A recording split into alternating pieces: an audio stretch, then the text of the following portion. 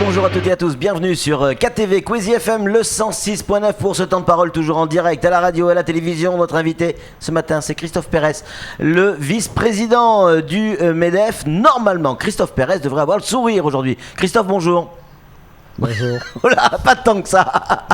A priori, France-Mayotte titre sortie de crise actée. Vous confirmez cette information? L'octroi de mer passe de 30% à 5% pour le monde du BTP? Je confirme. Et une bagarre un peu compliquée hier? Bagarre. Quand je dis bagarre, pas forcément Manu Militari, hein, mais sur la négociation? Des échanges constructifs. Oui. Il va falloir faire des phrases un tout petit peu plus longues, hein, Christophe. Hein. Merci, c'est la fin de ce temps de parole. Christophe Pérez, il y a eu deux réunions. Hein. La première qui a été qualifiée de réunion politique le matin, où vous avez participé, et puis réunion technique le soir avec le cabinet conseil. C'est précisément cette réunion technique qui nous intéresse aussi ce matin. Qu'est-ce qui s'est dit? Quel argument vous avez utilisé pour faire baisser cet octroi de mer? Bien, alors dans un premier temps, bonjour à tous, ouais. Parce que je peux le temps de vous saluer. Effectivement, on sort d'une situation un peu conflictuelle. La crise couvait depuis un certain temps. C'est sûr que l'ensemble des sociétés concernées étaient impactées par ces 30% d'octroi qui venaient directement frapper le panier de la ménagère, entre guillemets. Bon, il n'en demeure pas moins qu'après avoir eu des échanges, comme je vous le disais, en aparté constructif hier soir, on se retrouve dans une situation qui commence à devenir acceptable. On a 5% à la sortie de réunion, avec une promesse de se revoir à partir du 1er juillet, de manière à renégocier ce taux. Alors il est évident qu'en face de nous, on a des interlocuteurs qui n'ont pas forcément bien compris la gravité de la situation, parce qu'on a eu certains adhérents qui ont clamé haut et fort l'état d'urgence dans lequel ils étaient. Bon, il n'en demeure pas moins qu'aujourd'hui, la situation est remontée là où il fallait. Ils ont bien pris conscience qu'il y avait de nombreux emplois qui allaient être impactés par ces décisions. Mais d'une manière générale, et pour vous rassurer, je dirais qu'on a eu des interlocuteurs qui étaient à la hauteur de nos attentes. Des gens qui ont quand même pris conscience aussi que on peut se tromper, parce que je pense que ça a été le cas pour eux. Et voilà, mais ça s'est plutôt pas mal passé. Bon, de temps en temps, effectivement, il y a le verbe qui commence un petit peu à gravir. Et puis vous savez, on est quelques méridionaux autour de la table, ce qui fait que, bien entendu, ça va assez vite, mais il n'y a rien de bien méchant. Non. Alors, vous dites, effectivement, il y aurait eu une erreur sur cet octroi de mer, 30%. Tel que vous nous l'expliquez, on a le sentiment que le président Sobadine a découvert le problème hier. Il y avait des articles de presse dans toute la presse, des reportages à la télévision, en radio, des plateaux. Il ne pouvait pas ignorer que ça posait un vrai problème. Il n'a pas découvert le problème hier quand même. Écoutez, vous lui demanderez, je ne peux pas répondre à sa place. Mais quand vous lui en avez parlé, qu'est-ce qu'il vous dit? Il n'était pas là à la réunion hier soir, c'est Madame Soufou qui le représentait. Et Madame Soufou, par contre, a été particulièrement pertinente et je pense a bien pris conscience de la gravité de la situation. Bon, il faut se mettre aussi, c'est un petit peu ce que nous avons eu comme discussion en aparté, il faut se mettre un petit peu aussi à la place des élus. Ils ont besoin d'avoir des recettes, ça, on le comprend tout à fait. On comprend aussi qu'il y a, on est dans une économie un peu particulière ici à Mayotte, donc il y a besoin de faire remonter, par rapport notamment aux assiettes, de faire remonter un certain nombre de taxes. Mais on a deux visions de la société qui ne sont pas forcément incompatibles au demeurant. D'un côté, on nous demande, nous, entrepreneurs, d'embaucher de plus en plus, on nous demande de cotiser, on nous demande de payer des impôts, on nous rajoute depuis des années taxe sur taxe.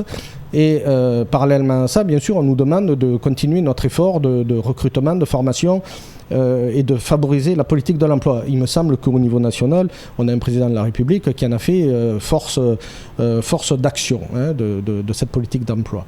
Donc aujourd'hui, quand vous voyez les mesures qui sont prises, ça va à l'encontre de l'intérêt et local et national. Quand vous avez des mesures de cet ordre-là, eh bien, elles impactent directement les entreprises et on va se retrouver avec des sociétés, là, elles ont fermé. Il faut savoir qu'une société qui ferme, ça a de grosses conséquences sur sa trésorerie, ça a de grosses conséquences sur sa politique d'emploi. Et à un moment donné, il est évident que tout ça, ça va avoir des répercussions. Donc avant d'aller plus loin, il était urgent, parce qu'on était dans l'urgence, d'obtenir des résultats. On les a obtenus, on passe de 30 à 5%, c'est quand même pas négligeable. 25%. Bon, et maintenant, on va pouvoir commencer à discuter sur l'avenir de manière stratifiée. Le président Sobadine disait, et il l'a dit devant les caméras, et vous étiez présent, il a dit « Moi, je fais de la politique, vous faites de l'économie, c'est deux mondes qui n'ont rien à voir. » est-ce que la politique et l'économie sont véritablement aux antipodes ? Bon, là, vous me posez une question d'ordre général. Oui. Je pense que c'est directement lié à ce qui s'est passé. Oui. Non, mais il suffit d'ouvrir la presse nationale et aller demander à M. Cahuzac et à d'autres si effectivement ils ont une vision qui est une vision comment dirais-je, dynamique de l'économie. Non, bon, alors, non, je crois qu'on a on va employer un terme pompeux, on a une dichotomie réelle entre le monde politique et le monde économique. La réalité économique n'est pas du tout la même réalité que celle du monde politique. Voilà.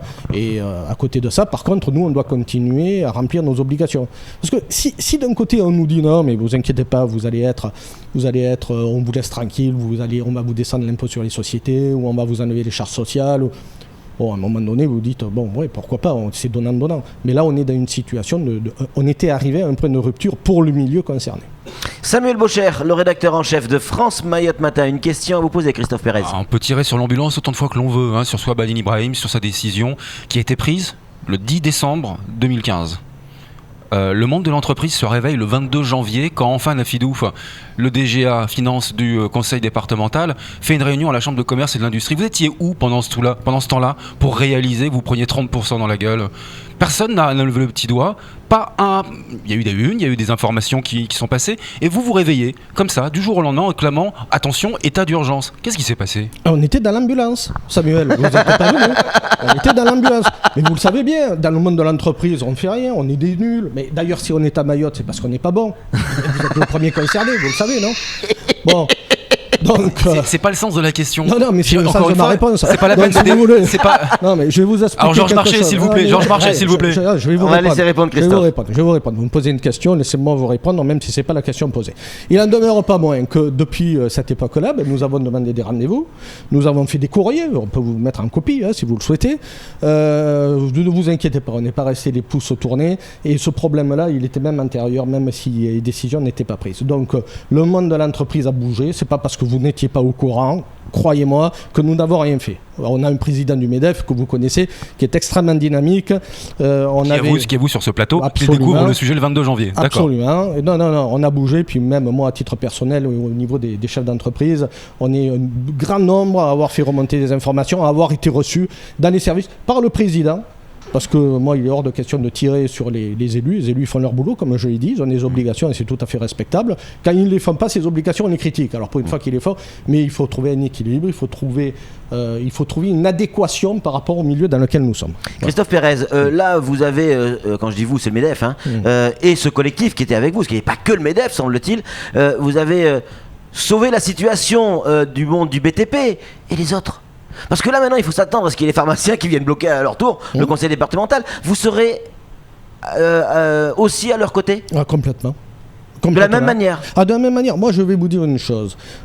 Aujourd'hui, on ne peut pas avoir le beurre, l'argent du beurre, la crémière et le prêt. Il faut faire un choix. D'accord ? C'est dommage. Oui, dommage. Bien non, mais parce que depuis des années, depuis des décennies, on nous explique que aussi c'est possible. De toute façon, c'est bien connu. On est dans une société dans laquelle on éduque nos enfants en leur disant qu'ils vont être pris en charge de A à Z par la société. En attendant, il faut la financer, la société. La France n'a plus que la peau et les os, mais on demande toujours plus. Donc on va arriver à un point de rupture. Aujourd'hui, c'est le cas. À Mayotte, vous demandez à des pharmaciens de pratiquer des taux qui sont complètement illusoires parce que ce n'est pas applicable. C'est qui va être impacté ? Ce sont les ménages, ce sont le patient. Ce sont les gens de la rue. Donc non, et on sera là de la même manière qu'on l'a été pour le milieu du BTP et pour tous les autres secteurs qui auront besoin d'être aidés dans ces démarches et dans cette représentation. Comment vont nos entreprises, monsieur le vice-président du MEDEF ? On parle de plus en plus d'entreprises qui veulent fermer, ou qui vont fermer, ou qui sont dans l'obligation de fermer, ou de réduire leur activité. Des chefs d'entreprise qui décident de partir à l'extérieur, de quitter donc Mayotte. L'insécurité, vous en avez été victime, je crois, il n'y a pas si longtemps que ça. L'insécurité a véritablement un impact sur nos entreprises aujourd'hui ? Bon, aujourd'hui, je considère qu'on est plus que dans l'état d'urgence. Oui. C'est-à-dire, on est dans une situation où on a dépassé le point limite de l'acceptable.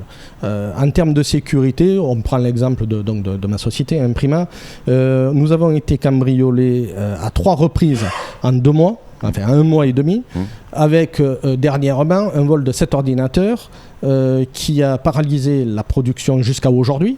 Puisque nous on a deux systèmes, on a un système numérique et un système traditionnel. Le système traditionnel est paralysé et ça nous a obligés à mettre 14 personnes au chômage technique. Bon, ça c'est un exemple. 14 personnes au chômage technique à cause de la sécurité. Absolument. Ça n'a rien à voir avec l'économie. Ça n'a rien à voir avec l'économie. Là, c'est à cause de la sécurité. Plus les travaux que nous devons entreprendre pour sécuriser le bâtiment. Mais il est évident qu'on n'est pas des cas isolés. Je veux dire, dans la zone, il y a plein de gens qui sont concernés par ce problème-là.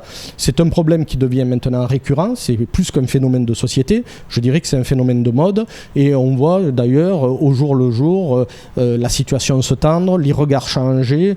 Et si rien n'est fait, je pense que là, la problématique va être cette fois-ci quasiment inextricable parce qu'il y a une fois de plus une inadéquation totale entre les mesures nationales, c'est-à-dire ce que le législateur a prévu, et ce à quoi nous sommes confrontés ici. C'est quoi la solution, Christophe ? Ça serait quoi la solution ? Moi, personnellement, les solutions, je n'en ai pas, parce que je ne suis pas du métier, je ne suis pas policier, je ne suis pas magistrat.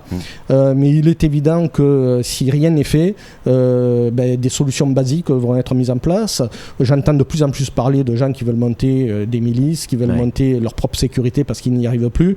Et est-ce que cela suffira ? Je ne suis même pas persuadé, puisque nous, sur le dernier cambriolage, il y avait un gardien qui a été séquestré et qui n'a rien pu faire parce qu'on lui a dit si tu bouges, on te coupe la tête. Donc à un moment donné, je crois que la réponse passera de toute manière par l'exemplarité de certaines peines. Parce qu'aujourd'hui, la solution c'est ça, c'est une justice plus dure. On a ici, attends, je ne veux pas dire de bêtises, mais ça fait un gros quoi ? Ça fait plusieurs années qu'on essaye la prévention, non ? Il me semble. Donc si ça marchait, ça se saurait. A priori, ça ne marche pas tout à fait. En tout cas, les résultats escomptés ne sont pas au rendez-vous. Donc il faudrait peut-être commencer à penser à autre chose. Il est temps. Samuel, pour conclure. Oui, si vous me permettez, je reviens au sujet premier qui était l'octroi de mer. On a parlé des taux sur le BTP, la production locale du BTP, aussi les pharmaciens, les médicaments. Y a-t-il d'autres secteurs de l'économie qui sont impactés, qui seront impactés avec ces taux de l'octroi de mer ? Oui, absolument, Samuel. Alors, la problématique, là, on va prendre un autre exemple, qui est celui de l'industrie, notamment l'industrie du papier. Il est évident que... Moi, je vais vous donner un exemple de manière à illustrer mon propos. C'est mieux que de donner des chiffres. Nous sommes dans une zone qui est une zone très particulière, celle de l'océan Indien et entre Madagascar et le Mozambique, comme tout le monde le sait. Aujourd'hui, vous avez un certain nombre d'acteurs qui sont extérieurs à Mayotte, mais qui viennent ici prendre des budgets. Donc ils viennent, ils font le tour des popotes, et dans mon domaine à moi, ils prennent de la publicité qu'ils vont faire imprimer sur des mini-paradis fiscaux comme l'île Maurice, où vous avez un SMIC qui est de l'ordre de 300 € à tout casser, et des plateformes offshore, des taux de taxation de sociétés à 15%, à titre personnel à 3%, enfin c'est des mini-paradis fiscaux. Et les gus, ils reviennent ici, et puis dans les valises, ils déposent leur imprimé. Et à côté de ça, vous avez des sociétés comme Caprim, comme Imprima, parce que je vais être tout à fait objectif, on est 2 imprimeurs sur la place. Eh bien, il faut qu'on se bagarre. Il faut qu'on se bagarre face à ça. C'est un véritable dumping économique qui est fait. Et par-dessus, on vient vous rajouter le taux d'octroi de mer. Donc, nous, on a la double peine. On est concurrencé par des gens qui ne travaillent pas sur Mayotte, ou quand ils travaillent sur Mayotte, ils font travailler l'extérieur. Et en plus, on nous demande de payer la matière première que l'on transforme ici sur place. Donc, ça devient intenable. Et dans tous les cas de figure, soit nous ne pourrons pas payer parce que les trésoreries des sociétés ne le permettront pas, soit nous serons dans l'obligation de diminuer la voilure, ce qui veut dire que l'emploi va être directement impacté, soit nous fermerons. Dernière question que je viens de manger, c'est pas possible. Je voulais absolument la poser, ça me semblait important, ça va me revenir, oui, non. Non, je suis plus libre. Non, c'est pas ça. vous n'êtes plus libre. Ah, quel dommage. Oui, ça y est. L'INSEE qui a sorti une étude en expliquant que le monde du BTP faisait des marges très importantes. Est-ce que si pas que le monde de l'entreprise à Mayotte. Ouais, mais là je parle du BTP parce qu'on est sur le thème du BTP. Est-ce que si c'est vrai, est-ce que l'octroi de mer dont a besoin le conseil départemental ne pouvait pas être absorbé par ces marges importantes si elles sont réelles ? Oui, non, mais vous savez, on est dans un pays dans lequel, quand vous dites que vous gagnez de l'argent, c'est quasiment une insulte.